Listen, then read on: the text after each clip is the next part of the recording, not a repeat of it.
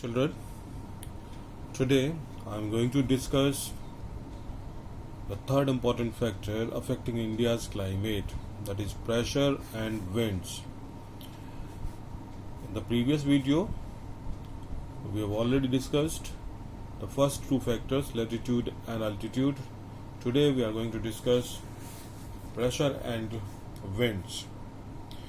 The climate and associated weather conditions in India are governed by the following atmospheric conditions. Number one is pressure and surface winds. Pressure and surface winds. Number two, upper air circulation. And number three is western cyclonic disturbances. Western cyclonic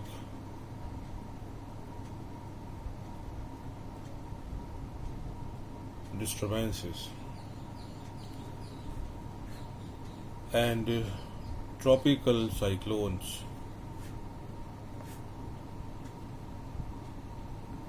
Okay, children, so let's start with this pressure and surface winds.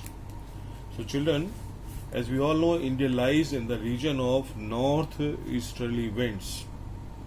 India lies in the region of northeasterly winds. I would like to explain you with the help of this diagram.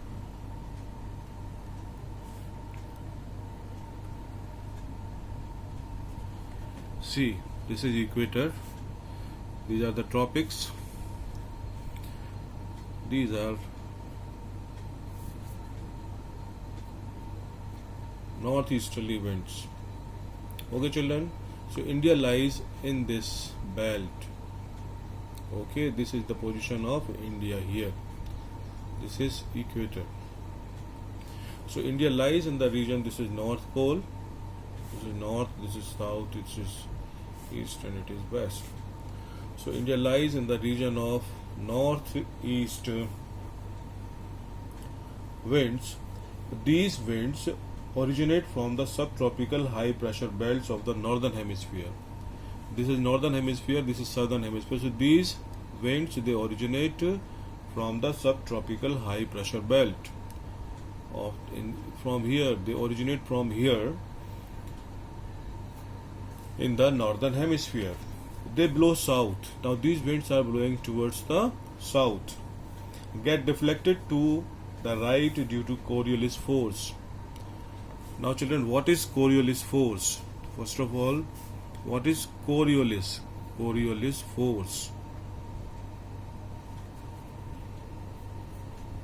Children, Coriolis force. Before we discuss this, I would like to explain you what is Coriolis force actually, children. See, as we all know, Earth rotates on its axis from west to east. Earth rotates on its axis from west to east. This force is caused by the rotation of the Earth.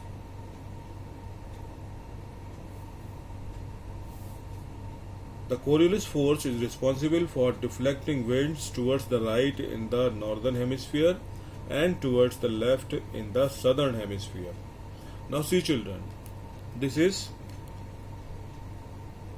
how these are northeast winds. These are northeast winds. When these are northeasterly winds, this is their direction. They are moving in this direction. As soon as they cross the equator, they deflect towards their left in the southern hemisphere. These are northeast winds, but as soon as they cross the equator, they deflect toward their left and converted into northwest winds. Okay, children, this is in the northern hemisphere. This is how these northeast winds changes into northwest winds. In the same way, see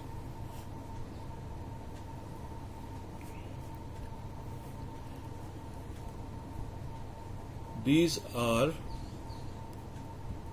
southeast winds. Which winds? Southeast winds. These are southeast winds. Okay, children. Now, when they cross equator, according to Coriolis force, they deflect towards their right and are then known as southwest winds. These southeast winds, they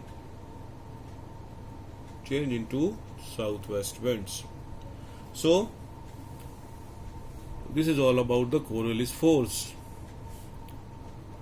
Okay, children, in the northern hemisphere,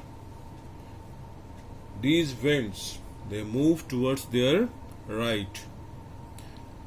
Winds which are coming from the southern hemisphere, that is southeast winds, as they cross the equator, they move towards, they deflected towards their right and are known as southwest winds. And in the southern hemisphere, they deflect towards their left. So this is the impact of Coriolis force, or this is what? This is Coriolis force. So children, see India. Now come back to here. India lies in the region of northeasterly winds. These winds originate from here, that is subtropical high pressure belts of the northern hemisphere. They blow south, they blow towards south and move on towards the equatorial low pressure area. This is equatorial low pressure area. Generally, these winds carry very little moisture, as these are coming from land. These winds are coming from land, therefore they are totally dry winds. They are totally dry winds, and they do not cause any rain. Hence, India would have been an arid land, but it is not so. Why? We will discuss here. You got my point? India lies in the northeast trade winds region. These winds originate from the subtropical high pressure region of the northern hemisphere. As they are coming from land, they are completely dry winds. They do not cause any rain. So, according to this, India would have been a desert area, but it is not so. Why? See, this is because of the seasonal reversal in the wind direction during the year. Okay, children, this is possible because of the seasonal reversal in the wind direction over the Indian subcontinent, and this seasonal reversal is actually caused by the Coriolis force, which is caused by the rotation of the earth. So children, the Coriolis force is responsible to change these northeast winds or southeast winds into southwest monsoons. I hope it is clear to you. This is the reason why India receives rainfall, because these southeast winds, they deflect towards their right after crossing equator, and they are known as southwest monsoons. And these southwest monsoons are responsible for rains in India. Okay, children, I hope all of you have understood. Now, children, the second one, pressure and wind conditions over India. Pressure and wind conditions over India are unique. During winter, children, there is a high pressure area. There is a high pressure area over the Himalayas, north of the Himalayas. This is the region where high pressure. This is the region of high pressure. Okay, children. The pressure and wind system over India are unique. During winter, there is a high pressure area north of Himalayas. This is the region of high pressure. Wind always blow from high pressure to low pressure areas. Now, so there from here, winds start blowing towards the oceans. Okay, children, winds starts blowing from this region towards the oceans. In the south, in summer, now this is the position of winter season. In winter season, there is a high pressure area in the north of the Himalayas. Therefore, winds start blowing from here to here. Okay, children. Now, during summer, what happened during the summer? A low pressure area develops over interior Asia as well as over the northwestern India. Here, in this part,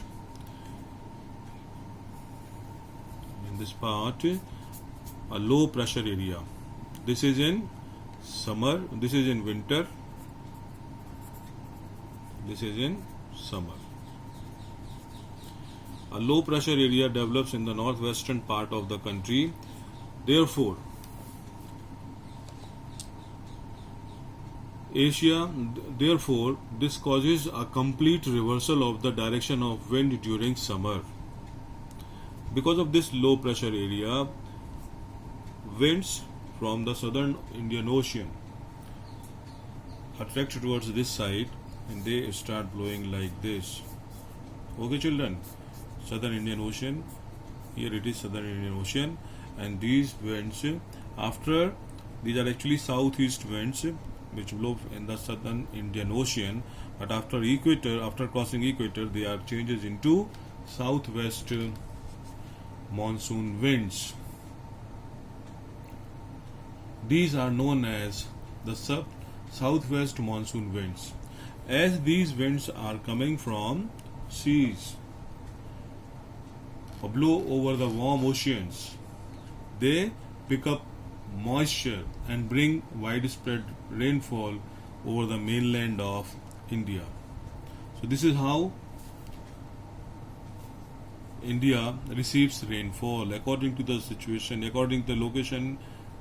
In the northeast wind region, India would have been a desert area, but because of this Coriolis force, the change in direction in the winds, as well as these conditions also are responsible for rains in India. Okay, children. Now, another point, that is the upper air circulation. This is the upper air circulation. Upper air circulation is what, children? These are actually jet streams. The upper air circulation in this region is dominated by a westerly flow, an important component of jet streams. Now, what are jet streams? These jet streams are located approximately over 20 degree to 30 degree north latitude. Therefore, they are known as subtropical westerly jet streams. Okay, children, these jet streams, where are they located actually? They are located 20 degree, 27 degree. For example, this is 24, this is 27 here. This is the location of jet streams. Okay, children, therefore they are known as subtropical high pressure, subtropical westerly jet streams over India. This is the position of jet streams in India. Now, what are these jet streams, children? Actually, these jet streams, these are a narrow belt of high altitude, that is over 12,000 meters westerly winds in the troposphere. They blow in a narrow belt at a very high altitude, that is 12,000 meters in the troposphere. Their speed varies from 110 km in summer to about 184 km in winters. Okay, So these are jet streams. Now, over India, these jet streams blow south of the Himalayas. These jet streams, they blow south of the Himalayas here. These jet streams, they blow south of the Himalayas. Okay, children. All through the year, throughout the year, these jet streams, they blow south of the Himalayas, except in summer. Okay, children. So this is all about upper air circulation. The third is western cyclonic disturbances and tropical cyclones. The western cyclonic disturbances experienced in the north and northwestern part of the country. Here in the north and northwestern part of the country, this is the region, northwest and north part of the country. These experienced western cyclonic disturbances during the winter months. In summer, the tropical westerly jet streams moves north of the Himalayas with the apparent movement of the sun. And easterly jet streams, called the tropical easterly jet streams, blow over peninsular India approximately over 14 degrees during the summer months. Here, during the summer months, this is the location of jet streams. Okay, children. So in winter, for the rest of the part of the year, these jet streams are located towards the south of the Himalayas, except in summer. And in summer, these jet streams are located in the peninsular India. So this is all about the pressure and winds. Okay, children. So today we discussed the location of India in which are responsible for affecting the climate of India, what is Coriolis force, how these northeast, southeast winds change their directions. Okay, children. Thank you.